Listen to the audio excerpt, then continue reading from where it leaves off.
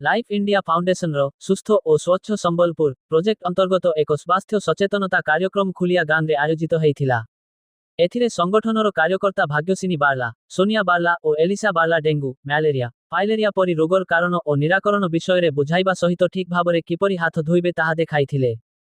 ସରକାରଙ୍କ ଫାଇଲେରିଆ ନିରାକରଣ ଔଷଧ ନ ନେଇଥିଲେ ନିକଟସ୍ଥ ଡାକ୍ତରଖାନାକୁ ଯାଇ ନେଇଯିବା ସହିତ ରୋଗର ଲକ୍ଷଣ ଦେଖାଦେଲେ ତୁରନ୍ତ ଡାକ୍ତରଖାନାକୁ ଯିବା ପାଇଁ ସଚେତନ କରିଥିଲେ। ସେହିପରି ସହରର ବିଭିନ୍ନ ଅଞ୍ଚଳ ଯଥା ରେମେଡ୍, ଦୁର୍ଗାପାଲି, ଗୋଶାଳା ଓ ବୁର୍ଲା ଅଞ୍ଚଳରେ ଲାଇଫ୍ ଇଣ୍ଡିଆ ଫାଉଣ୍ଡେସନର ସଦସ୍ୟମାନେ ସଚେତନତା କାର୍ଯ୍ୟକ୍ରମ ଜାରି ରଖିଛନ୍ତି ବୋଲି ସଂଗଠନ ପକ୍ଷରୁ ସୂଚନା ଦିଆଯାଇଛି।